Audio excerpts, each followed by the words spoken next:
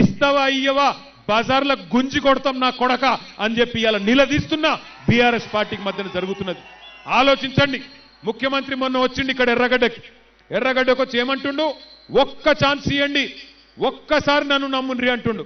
నీకు ఒక్క ఛాన్స్ ఇచ్చినందుకే కదా 800 మంది రైతులు చచ్చిపోయినరు. నీకు ఒక్క ఛాన్స్ ఇచ్చినందుకే కదా 162 మంది ఆటో అన్నదమ్ములు చచ్చిపోయినరు. నీకు ఒక్క ఛాన్స్ ఇచ్చినందుకే కదా 1000 ఇండ్లు గులగొట్టినవు. నీకు ఒక్క ఛాన్స్ ఇచ్చినందుకే కదా ఇలా హైదరాబాద్లో అందరి కారోబార్లు బంద్ చేసినావు. హైదరాబాద్లో నేను అడుగుతున్నా, కేసీఆర్ గారు 1,00,000 డబుల్ బెడ్రూమ్ ఇండ్లు కట్టిండు. నువ్వెన్ని కట్టినవి ఇండ్లు చెప్పి ఓటు అడుగు. జూబ్లీ హిల్స్లో ఎన్ని రోడ్లు వేసినావు? హైదరాబాద్లో కొత్తగా ఎన్ని ఫ్లైఓవర్లు కట్టినావు? హైదరాబాద్లో ఎంతమందికి నీళ్లు ఇచ్చినావు చెప్పి ఓట్లు అడుగు. కేసీఆర్ గారు కరెంటు సమస్య పరిష్కారం చేసిండు. కేసీఆర్ రాకముందు అపార్ట్మెంట్లలో జనరేటర్లు, దుకాణాలలో ఇన్వర్టర్లు ఉంటుండే. కేసీఆర్ వచ్చినాక కరెంటు సమస్య పోయింది. కేసీఆర్ వచ్చినాక గరీబోడు సుకూన్గా ఉండే.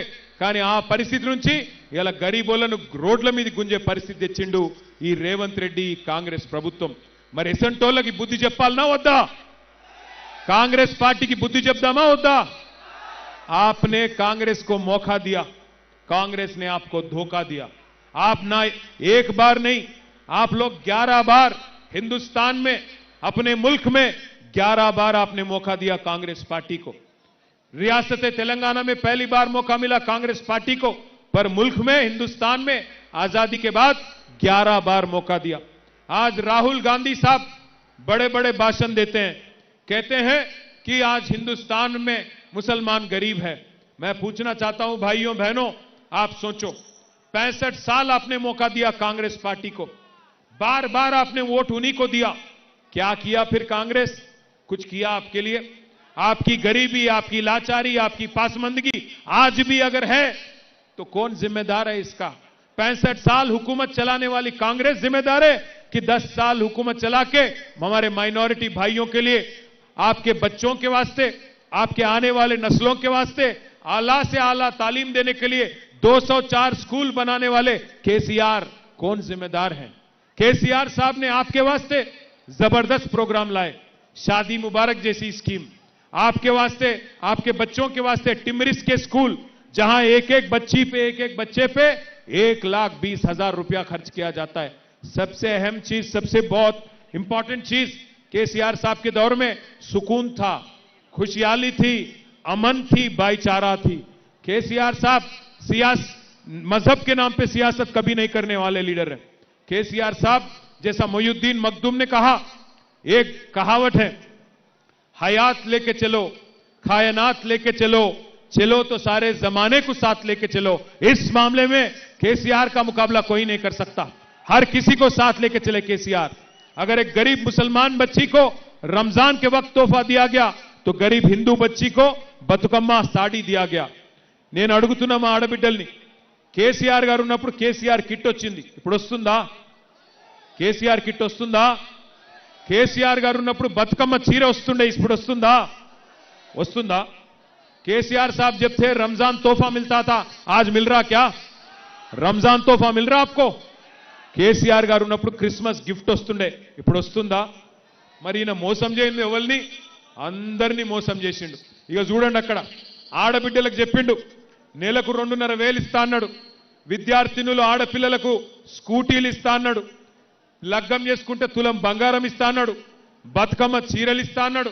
ఒక్కటన్నా చేసిండా? ఆడబిడ్డలను మోసం చేసిండు. ముసలోళ్ళకు మోసం చేసిండు, 4,000 పెన్షన్ అని. ఆటో అన్నలకు మోసం చేసిండు, ఏమని? నెలకు 1,000 రూపాయలు ఇస్తా అని చెప్పిండు. 24 నెలలే 24,000 బాకీ ఉన్నాడు.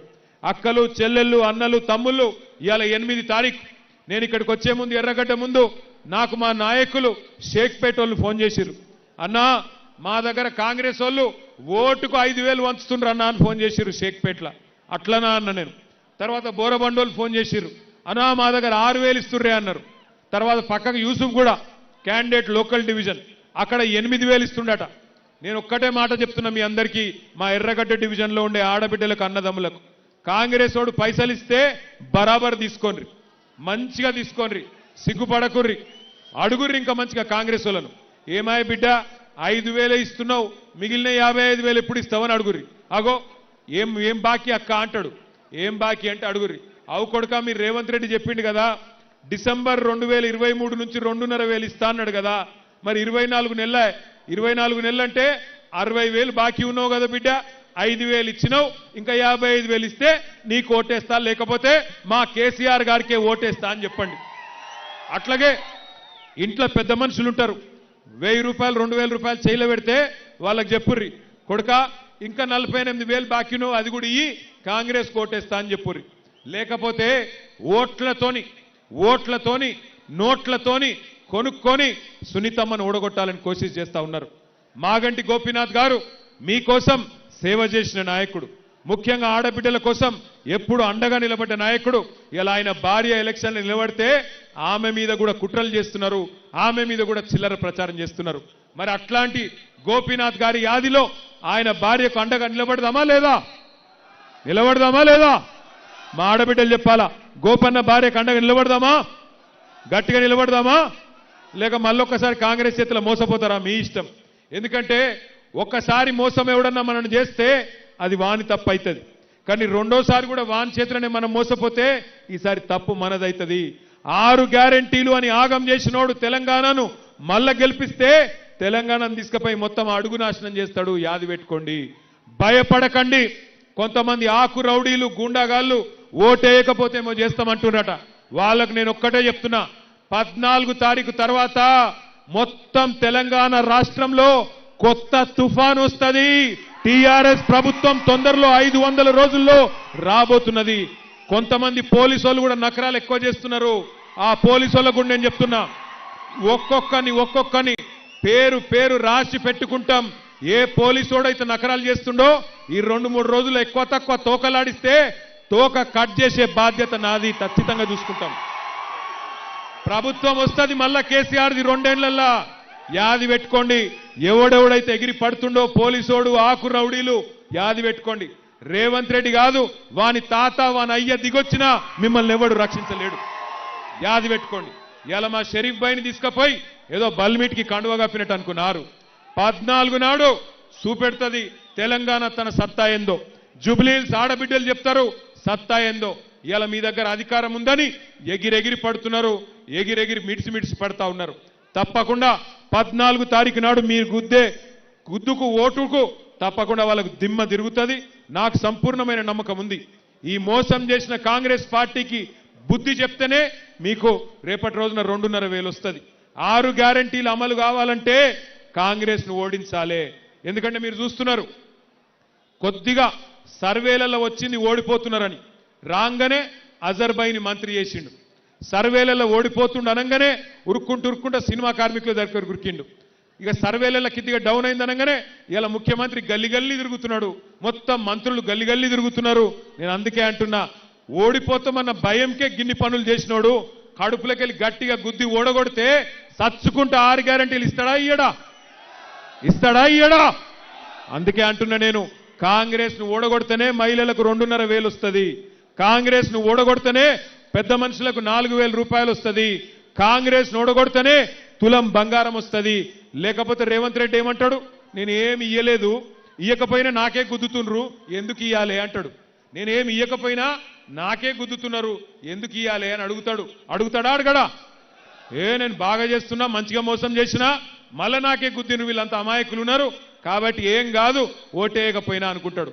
हमारे भाइयों से बहनों से भी मैं एक ही चीज कहना चाहता हूं, 11 तारीख के दिन जरा वो मॉडल बैलेट दियो भाई, 11 तारीख के दिन जिस दिन इलेक्शन है आप याद करिए, याद रखिए, 3रे नंबर पे है कार, बाकी सब 3रे नंबर पे है कार. अरे जरा कस के बोलो, 3रे नंबर पे है कार. रेवंत रेड्डी की नवाडालना लेदा, 3रे नंबर पे है कार, बाकी सब बेकार है ना. 3रे नंबर 3వ స్థానంలో ఉన్నది కారు. ఇక్కడ నేను రాంగ ఒక పంతులు కలిసిండు. ఆ పంతులు ఎర్రగడ్డ పోతున్నా అంటే ఒక కంపల్సరీ చెప్పమన్నాడు ఒక మాట. 3వ నంబర్ల కారు ఉన్నది మొదటి బ్యాలెట్ల. కారు దిక్కు తప్ప ఇంకెక్కడ దిక్కు చూసినా మీ కళ్ళు పోతాయట. నాకైతే తెలియదు, తర్వాత నన్ను అడగద్దు. నేను ఉత్తగానే అంటున్నా, అయితే సీరియస్ అనుకునేరు, ఉత్తగానే అంటున్నా. 3వ నంబర్ల కారు ఉన్నది, పైకేంచి ఆగమాగం కాకుర్రి, గట్టిగా మీరు ఓటు గుద్దితే జూబ్లీహిల్స్ లో 4 లక్షల మంది 4 కోట్ల మంది తెలంగాణలోకి లాభం అవుతుంది. ఊర్లలో ఉండే రైతులు ఎదురు చూస్తున్నారు జూబ్లీహిల్స్ వాళ్ళు ఏం చేస్తారని. ఊర్లలో ఉండే ఆడబిడ్డలు ఎదురు చూస్తున్నారు జూబ్లీహిల్స్ వాళ్ళు ఏం తీర్పు చెప్తారని. 4 కోట్ల మందికి న్యాయం చేసే సూపర్ అవకాశం, బంపర్ అవకాశం ఇక్కడ ఉండే మా ఆడబిడ్డలకు అన్నదమ్ములకు వచ్చింది. గట్టిగా గుద్దుండ్రి కాంగ్రెస్ ను, దిమ్మ తిరగాలి, మైండ్ బ్లాంక్ కావాలి. జై తెలంగాణ. కారు గుర్తుకే. చెల్లె నువ్వు ఎందుకో చేయెత్తుతలేవు, నాకు డౌట్ వస్తుంది నీ మీద. నువ్వే ఈ చిన్నపిల్లగా వెనుక ఉన్న చెల్లెకి చేయెత్తాల. జై తెలంగాణ. మాగంటి సునీత గోపీనాథ్ గారి కారు గుర్తుకే. कार का निशान याद है नामा, तीसरे नंबर पे है कार, बाकी सब जबरदस्त. थैंक यू, शुक्रिया आप सबका. 11 तारीख के बाद जीतेंगे आपके